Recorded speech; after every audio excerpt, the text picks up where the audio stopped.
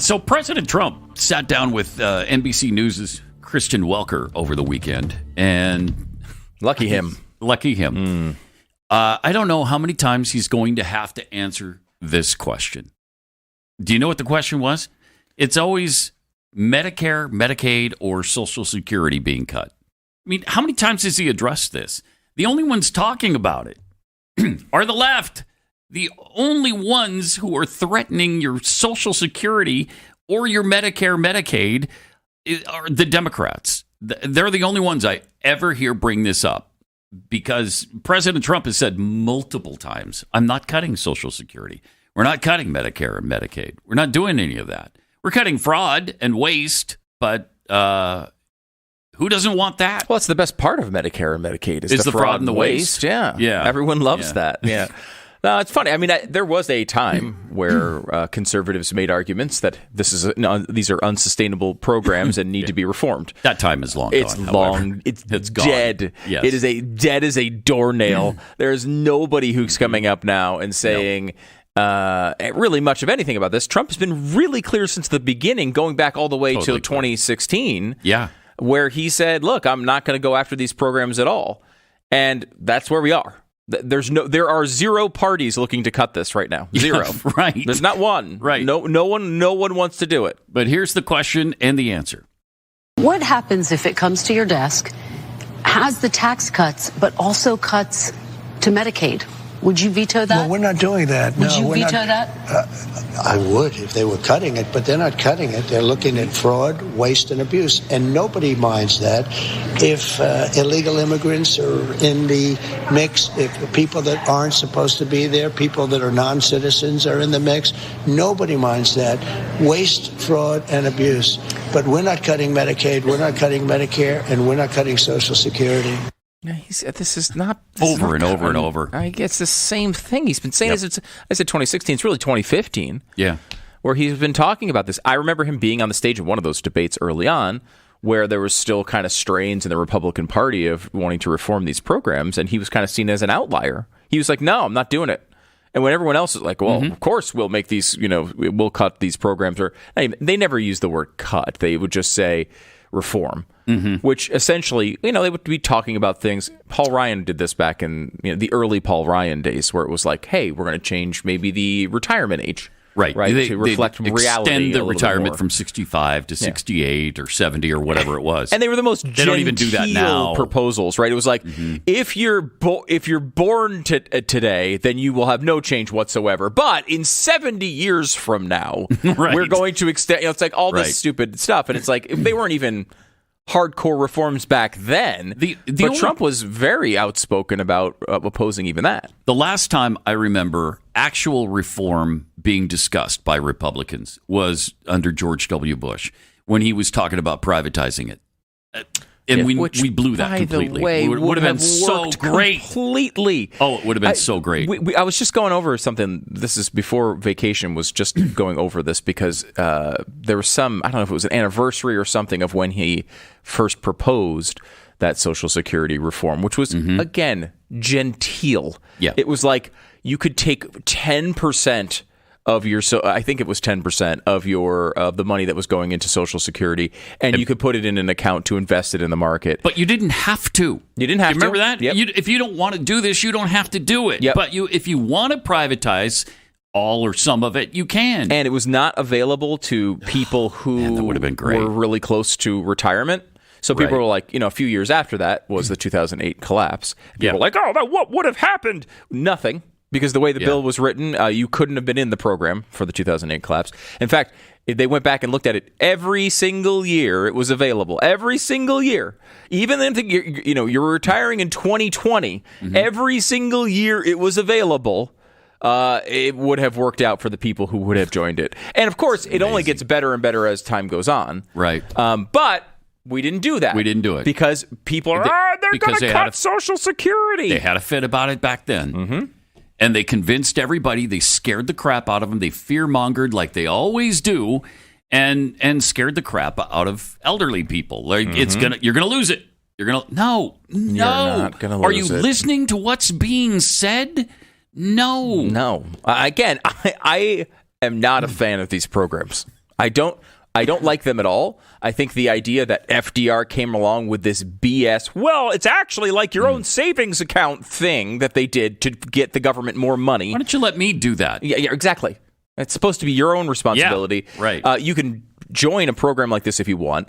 Of course, people don't always choose that, and they certainly wouldn't choose the type of program that they get offered from the government, which is terrible, horrible returns. Mm-hmm. And by the way, all the money you put in there is spent immediately. Right. It's not saved. There's no saving. There's no returns because the money has been spent on people who are retired now. And a totally insolvent program that everyone knows is a disaster. But let's all pretend like we should protect it until the end of time. Because let's pretend to let's make it act. Let's all seem like it's a good idea to protect a program that we all know is failing in front of our eyes. Mm-hmm. But let's do it because polls like it. People like when they get money, when they get checks in the mail. And again, that's not to say that there's no program for elderly people who are in the situations that the program was originally designed for.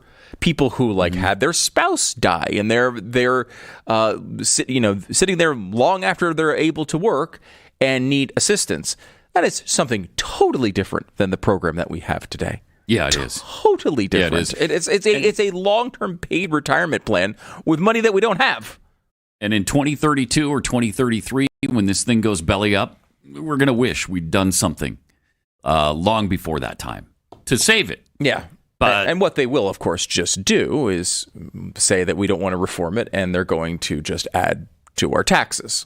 We'll just that's what they'll have to do. That's what we'll wind up doing. Is our children will wind up bailing it out or something at some point. Yeah.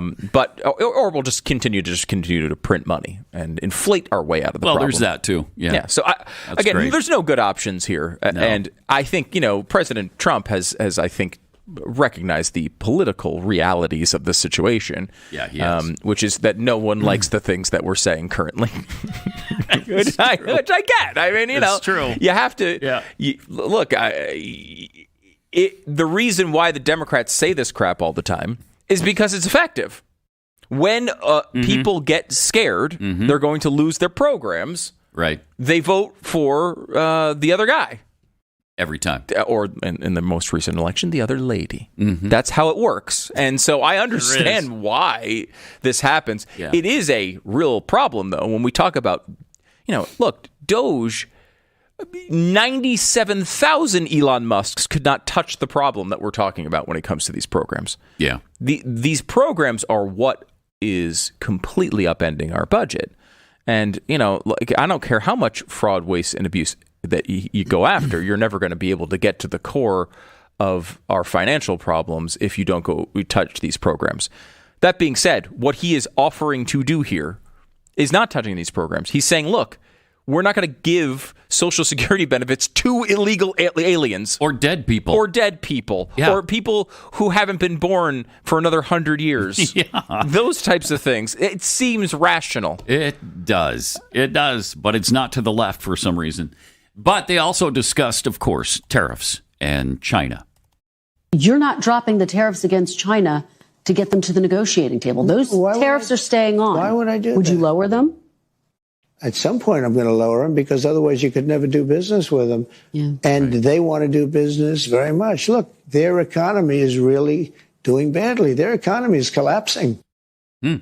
Okay. That's true. I mean, a lot of people, we focus on the harms that have happened to the United States since all this stuff started, but it's really bad for China. I mean, we are their market. Yeah. So it is really hurting them a lot. Yeah. And they're going to have to make a deal, probably sooner than we do.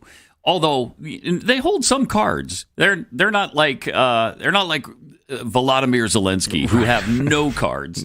I mean, they do have the medication card. And they have the rare earth minerals card, and those are pretty impressive cards to hold at this particular time. They also have the card that if they want, they can just let millions of their own people die, which is an interesting card to hold. And they play from time to time frequently. Yeah. They'll just kind of play it throughout history. Hey, wait, but if you do this, 20 million of your people will die. So that's kind of been their answer historically. So we'll see if that changes at all. Because, I mean, they don't have the political pressures that our president has to deal with. Right. It is one of those things where they there's that kind of standard trope of the Middle East and the Chinese think things in much longer terms, right? They don't think of it in 2 to 4 year cycles like our political environment like does. Centuries in advance. Exactly, at the very least a decade. And I think they can hold out longer than us. The question, I mean, at some level, this is a beneficial relationship between us. Both countries do benefit at some level, in certain areas at least, from this relationship. I would much rather be in business with a country like India. Me too. When like if we can get somebody friendly towards us to make our stuff. Yeah, nice. Some of it doesn't make sense. I think everybody acknowledges not everything needs to be made in the United States. We don't need to be North Korea. North Korea has everything, mostly at least insular and made within their country. You'd be surprised to hear that it's not going well. Look at the map. Surprised. Have you ever seen the overhead picture from the satellites where North Korea and South Korea? That's what happens when you have absolutely no relationships outside the country. That's not to say that everything needs to be moved here. That's not what Trump is even arguing.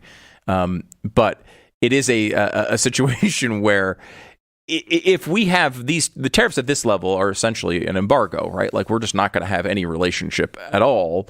Like I was listening to some guy who runs a shoe company, and I guess they do their manufacturing in China, and they charge I think $175 for their high end shoes or whatever they are, and with the tariffs, they're now going to be like $350 of tariffs on each pair of shoes. Wow. Because I think his shoe, he said the percentage was 175% or something like that. Because it is different. Shoes. Everyone's saying it's 145. It's different in all different areas. Squid is super high. If you're importing your squid from China, oh my gosh, the squid prices, Pat. I don't know if you've been. We don't have any squid in our cookies, so I don't. Kexi doesn't have a squid cookie. Not a single squid cookie. So well, that's okay then. You'll be okay. What a relief. But all your competitors, which by the way, I don't know if people know this, all other cookie companies. Most of it is squid. Yeah. Most of the recipe, the batter is made of squished up squid. Yeah. I'm pretty sure. I'm not positive on that, I'm not going to name but the companies for legal reasons, but like most of them just import Chinese squid and put them from the shores of Wuhan. Right directly into their cookies. Even though there's not really shores. And they put them directly into the cookies. That's why I prefer Kexi. Thank you. myself, Pat. I don't know. I just don't want to eat squid completely squid free. Yeah. Wow, really? All of it. Yeah, every cookie squid free. That's quite a statement. I hope that's a promise that I can solidly make right now. You cleared that with legal? I did. Okay, good. I did. Because but if you're going with the other cookie guys, wow, your price is going to go through the roof. Yep. It's Wuhan squid all day long. 888-727 Beck. More in 1 minute. Sometimes in life, if you want to get to the truth, you have to look at the numbers. Unfortunately, 50% of all dogs over 10 years old will die of cancer. The other 40 to 50% going to suffer miserably from skin issues or joint problems. This is widely attributed to your dog's diet. These numbers are what inspired naturopathic Dr. Dennis Black to create Rough Greens. But here's the good news. With thousands of testimonials and 5-star reviews every single month, Rough Greens is now the #1 all-natural dog supplement in America.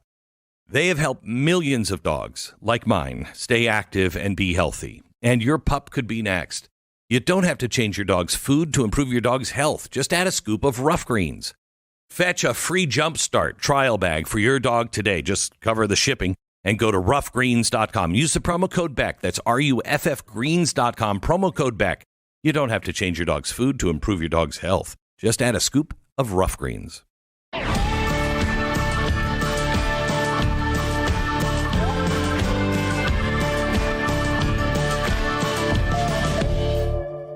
All right. There was more discussion about tariffs with between President Trump and Kristen Welker on Meet the Press yesterday. Here's how that went. Sir, you acknowledge when you announced your tariffs, for example, the stock market dropped. It's been volatile. It has since gone up. Do you take responsibility for that? Yeah. Do you take responsibility when it dropped? Ultimately, I take responsibility for everything, but I've only just been here for a little more than 3 months. But the stock market, look at what's happened in the last short period of time. Didn't it have 9 or 10 days in a row or 11 days where it's gone up? And the tariffs have just started kicking in. And we're doing really well psychologically. I mean, the fake news was giving me such press on the tariffs. The tariffs are going to make us rich. We're going to be a very rich country. Okay. All right. I like it. And yes, the stock market's been up 9 straight days, I believe, right? Isn't that, I don't know where the futures market is headed right now, but it was up for 9 straight days. And it's nearly made up for the losses that it had from the beginning. So, for when are we measuring this from? From the beginning of the losses? So the beginning of the losses, I would not say that's accurate. We haven't. So if you go, I guess if you go to the, I'm just looking at the chart here as we're speaking. I was on vacation last week, so I did not follow the markets at all. Do people do that? Do people follow the markets when they're on vacation? I don't know. I do not. I try not to. I do not. But I guess if you're kind of going from April 1st, which was he put them on April 2nd, right? They went into effect on April 2nd. Yeah. Which would not hold some of the previous losses into, wouldn't count those. But if you kind of just take it from that day, it was at 42,000, and we're back to like 41,000. So it's close. Yeah, it's pretty close. It was as low as 38. Okay, right around 38. But it was as high as what, 45 at one point? Yeah, it was as high as 45. So yeah, we're a little off of that mark. Sure, I mean we're well off of the highs, but from when these things kicked in, they've regained most of their losses, which is great. That is great, and hopefully that will continue. I think it's a fair thing. When the markets were down, Trump was saying, "Oh, you can't just look at the markets," which I think is fair. It's absolutely. It is it's a long-term projection of where the economy is going, not necessarily what's important on a day-to-day. Right. Yes. You have to look at those things in longer term, I think, chunks. And we all knew that, okay, initially there's going to be some pain. Some prices are going to go up on some things until we reach some deals and things kind of even out. So, yeah, initially there's going to be some problems. There's going to be a little volatility in the market, and prices are going to go up, and the thing now is that he just said over the weekend that instead of getting 30 dolls for your kids for Christmas, you might get 2 or 3, meaning that the toy manufacturing that is done in China is going to slow down for us. So if you're looking for Christmas gifts, now might be a good time to get them. Yeah, we haven't seen any of the price increases yet. No. Right? I mean, I don't think so. Largely, and we saw this in the economic report that came out, with the GDP being down, it was part of that was a lot of people importing goods in advance of the tariffs, right? So people loaded up. Like I've talked to a couple of business owners who are like, we just loaded up on stock, so we just filled our warehouse with stuff pre-tariff, which will last us a couple of months before these prices start going up, and then they're going to have to start dealing with it. Those are all. It's going to be fun. It's going to be an interesting time. It's going to be fun. Interesting time. That's a good way to look at it. It's going to be fun. It's an adventure. Yeah. All right. I feel like adventure. That Glenn turned me onto that approach a couple of years ago, and it works for me every time. Yeah. If you kind of think of life as a movie, it's going to be an interesting movie. All right. 888-727-BECK. This is Glenn Beck. So this is the part of the season where legends are made. Every possession matters. Every shot echoes. And if you're one of the fans who just love the momentum shift before, you kind of pick it up before even the announcers notice it. Prize Picks was made for you. This is daily fantasy sports, and it is dialed in. It's streamlined on a great app. And you can play pretty much anywhere, anytime. You just pick 2 to 6 players. You predict if they'll go over or under their stat projections. And then you're locked in. The rest is kind of just pure adrenaline. If you were watching the playoffs last night, lots of fascinating games last night. Steph Curry moving on. Prize Picks keeps things simple so you can focus on what really matters, reading the floor, spotting the hot hand, trusting your gut. And right now, with the playoffs coming and everyone's watching them, you get the kind of where everything's kind of tightening up. for the teams, for the players, for the fans. It's your time to make a call and ride it all the way in. Download the app today. Use the code STU to get $50 instantly when you play your first $5. The code is STU to get $50 instantly when you play your first $5 lineup. You're going to love Prize Picks. Check it out now. It's Prize Picks. Run your game. Don't forget to use the promo code Glenn to get $20 off your subscription at blazetv.com.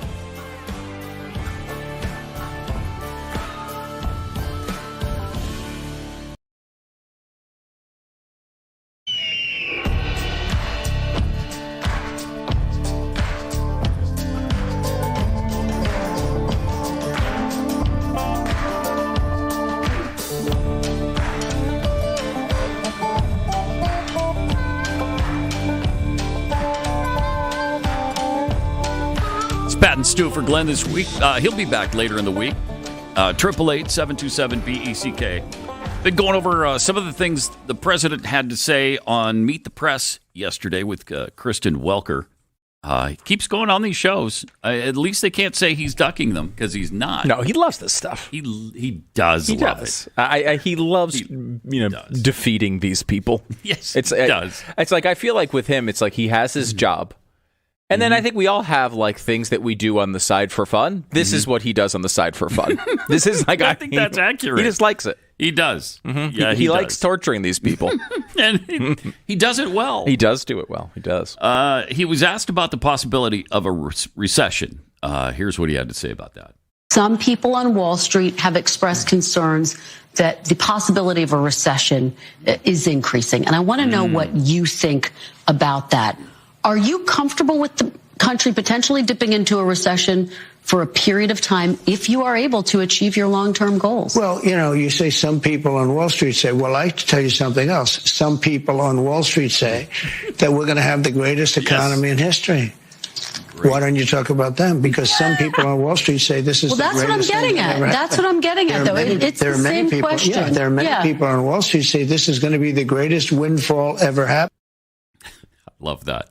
Because she doesn't ask it that way, because that wouldn't be a negative spin on it. Right. So, of course, she could talk about the negative Wall Street people who say that we could go into a recession or a depression. That's what she wants to hear about. It's agonizing every time. But he turns it around nicely. Yeah, for sure. I mean, again, I don't know that, When he got in trouble for saying back in the day, like, oh, well, they're not sending us our best across the border. Mm-hmm. If you remember that controversy, I think the same thing is applying to the media these days. I mean, this can't be their best, right? Like this is what they keep throwing at him. Yeah, apparently. But he really, I think, does just relish these moments. No, I think you're right. It's like a nice distraction from which I would assume is a very difficult job of being actually president of the United States. Mm-hmm. And this is part of the gig, but it's the fun part of the gig. For him, it is. Yeah, he likes it. A lot don't like it. No. A lot of people would not enjoy this particular aspect of it. I think it's smart for him to do Biden never wanted to be challenged, that's for sure. No. And Trump didn't do an awful lot of this during the campaign, interestingly. They sent J.D. Vance out to do most of these interviews, and Trump did a lot of the podcast stuff, if you remember, during the campaign, which was also a very workable strategy. It worked really well. I mean, J.D. Vance was really good in these moments. And Trump was, I think, really likable in the podcasts. So they could go back to that whenever they feel like it. But I mean, he wants to dip his toes into. I think this is just this is the stuff that I think he loves. He loves this sort of jousting.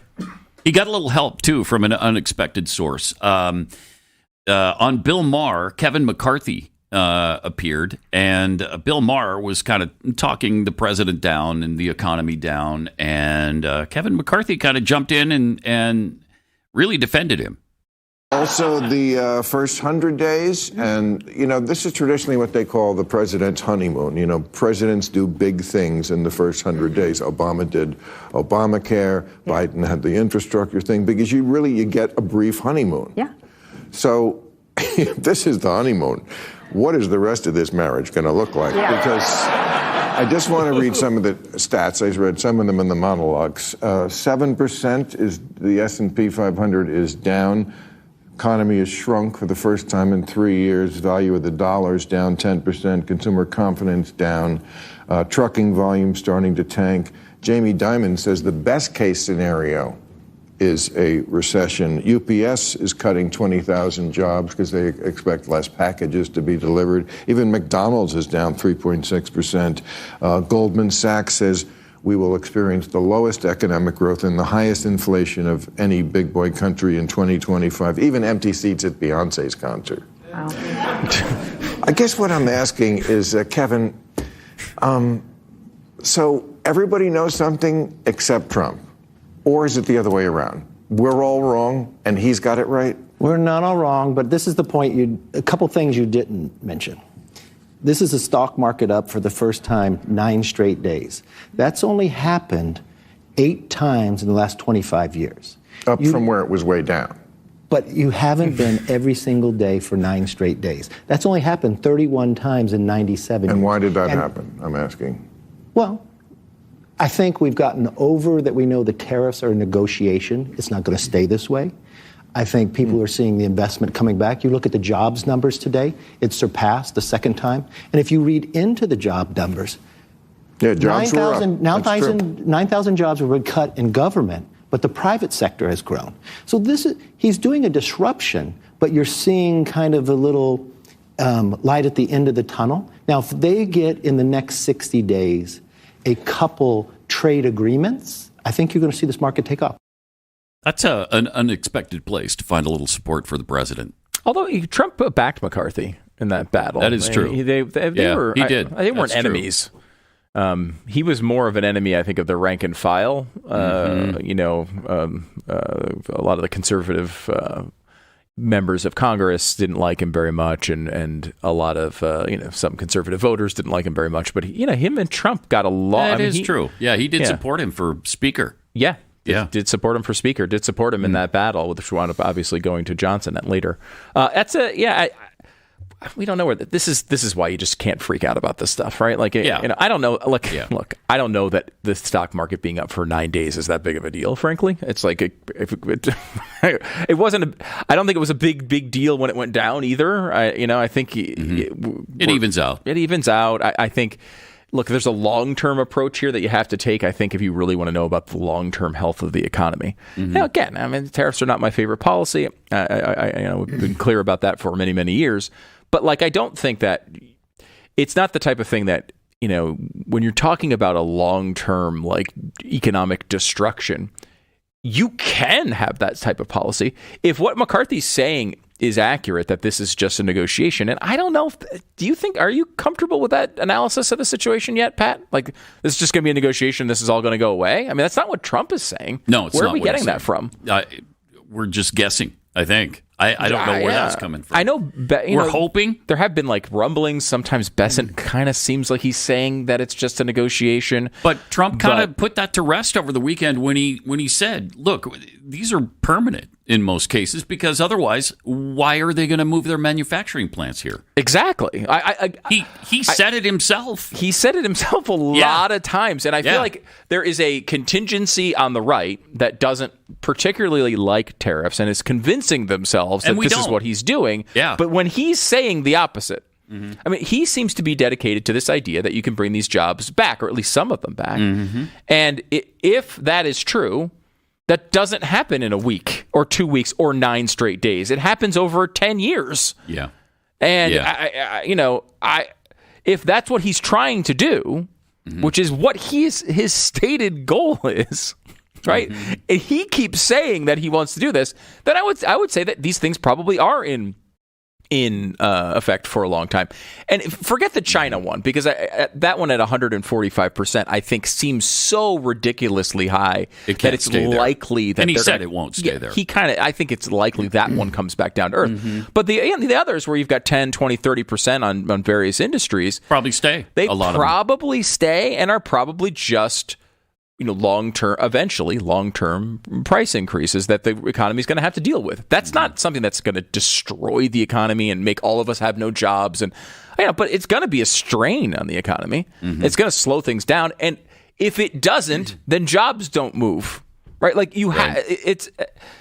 you can't have both of those things, right? It's not like, oh, well, it's going to bring all this money in, and also it's a negotiation. Oh, it's going to bring all these jobs back, but actually we're going to dissolve it in 2 weeks. Like, none of that, those things don't make sense together. And I feel like there's like what Trump is saying and what a bunch of Republicans who don't like the Trump policy are saying. Like McCarthy, I would put into that category. He probably isn't a tariff guy, and I don't remember exactly, but I don't think he's been a tariff guy. Been on record being super supportive of that policy. So, like, the people who don't like it are just kind of like self-internalizing this thing that it's just a negotiation, which I don't think there's a lot of evidence to support that. I hope it is, by the way. I hope it is just a negotiation, and we get great deals out of it, and we can kind of go on and things improve. But it doesn't seem like that's what Trump is doing. At least he wants judging by the words that comes out of his mouth. He wants things to be made in America again, and I think that's his ultimate goal here. I think it's a legitimate goal and a heartfelt goal. I think it is. He loves America. He wants things to be made here, and it's a reasonable goal.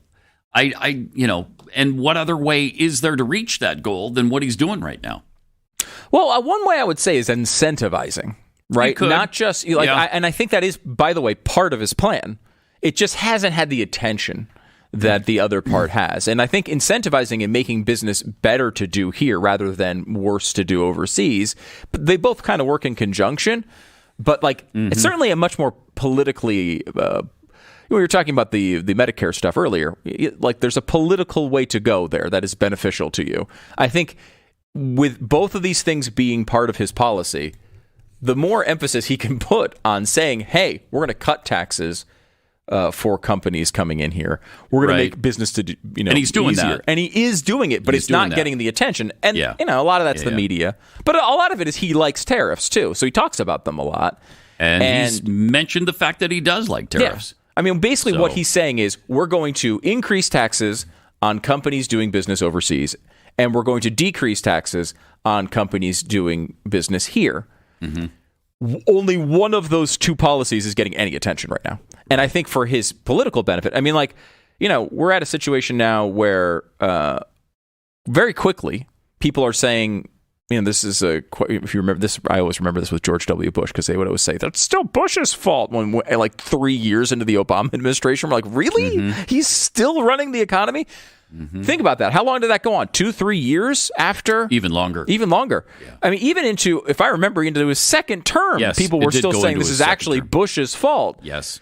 The American people have already said, now this is the Trump economy. In poll after poll after poll. In 3 months. In 3 months. It's already... Now, again, a lot of this is the media. But, Trump's already got responsibility to the American people on this one. And, when you think about all the really good things that we talk about all the time that Trump is doing and wants to do, protecting that economic wall is really important when it comes to your presidency. He knows that, obviously. Yeah. But that's why I just think emphasis-wise, talking about those really good things he's doing on the regulation side and on the tax side and the business environment side here in America is really crucial for him to make that transition here at some point. I think so too. Yeah. And I don't know if it's the big beautiful bill that does that, but that is, I think, right around the corner. To me, the sooner the better. 888-727 Beck. More coming up. You can ignore reality, but you can't ignore the consequences. There's rough terrain ahead. Saddle up, my friend, and stay tuned. Glenn Beck will be right back.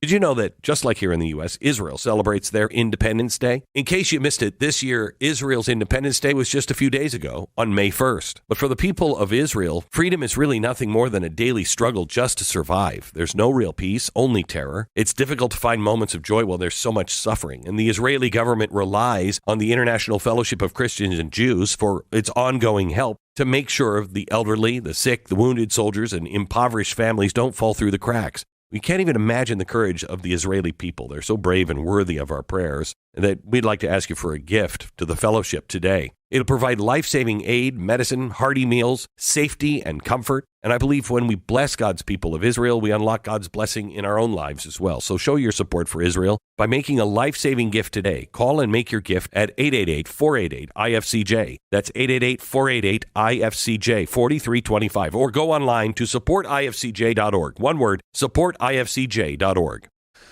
Most of us assume that our homes are safe simply because we've got the deed to them. We paid for it, we live in it, and no one's knocking on the door trying to take it away. But in the digital age and the age of AI, the thief doesn't come through the front door. He goes through your online title, and it's called home title theft. It's one of the fastest growing cybercrimes in America. Hackers can forge your signature, they can transfer your title into their name, and they can start taking out loans against your equity, sometimes without you finding out until it's way too late. The worst part is banks and lenders and identity theft programs don't cover this. This is where Home Title Lock comes in because they know what they're doing. They don't just monitor your title. They put a virtual barrier around it. If any suspicious activity shows up, they alert you immediately and help you take action before the damage is done. This isn't something that you want to discover after the fact. Because once your equity is drained, it is a legal mess to fix up this expensive and time-consuming process. It's a really stressful thing. You don't want to go through it. So protect your home, which may be your largest investment, probably is, with real proactive title protection. Because if it has value, someone out there is trying to steal it. You know that. AI is changing the world. Do not let it change the name on your home's title. Go to HomeTitleLock.com. Use the promo code BLAZE. Make sure you protect your home, your equity, your financial future, your financial legacy with Home Title Lock. HomeTitleLock.com. The promo code is BLAZE. HomeTitleLock.com. Promo code is BLAZE.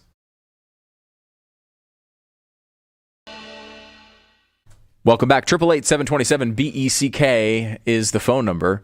Glenn is out this today and tomorrow, right? He comes back Wednesday. Back Wednesday. Although I will say, I think he's been working a lot because he posts more on social media when he's on vacation than when he's off of it. Does seem that way. How do I know everything about his vacation already? Yeah. I don't even have to ask him any questions. What'd you do? I don't know. He was in Italy and he did all sorts of really incredible things there. They've been shopping. They've gone all over the country. It's He takes vacations differently too than I do. One interesting thing I noticed from Glenn's vacation pictures is he's never taking them. Mm-hmm. There's always somebody else, some other. Is he being stalked? I'm concerned. There's always someone there taking pictures of him walking through a shop. You'd almost think he's got people, people with him. You'd almost think that, right? But I'm sure he's just getting another tourist and saying, "Hey, would you mind photographing us?" Hey, me and my wife are gonna walk through this store. Will you take pictures of us from behind? Sure. That happens all the time. All the time. It does seem like a nice trip, though, I will say. It seems like seem nice. It seems like he's done. Nice. Glenn's done well with us, especially considering the middling level of talent he has. It's incredible that he's been able to achieve all the things that he has. Isn't it? Yeah, it is. Radio Hall of Fame member. Did you know that? What? He's in the Radio Hall of Fame. Holy cow. He'll tell you about it if you ask him. Really? Or if you don't. What if I don't want to hear it? He'll still tell me about it. He'll still let you know about it constantly. He tells people, I'm sure a bunch of Italian tourists heard the story. They all know. All right. I've gone through an entire week without having to bust on Glenn, so I have to. You got to get it out somehow. I got to get it out. It was hard. No one wanted to hear it on vacation. No one wanted to hear all my insults. There's almost no market for it at all outside of this show. What would I do without this show? My only marketable skill is making fun of Glenn. And it's only really marketable right here. Right here, like in this room. Yes. Everywhere else, it makes it difficult. No one cares at all. No. So I guess I could always go into the mainstream media. Insulting Glenn does pay off in the mainstream media. I could get a gig there. That's for sure. Perfect. All right, 888-727-BECK. To get in touch with us today, if you'd like to do that. Much more coming up.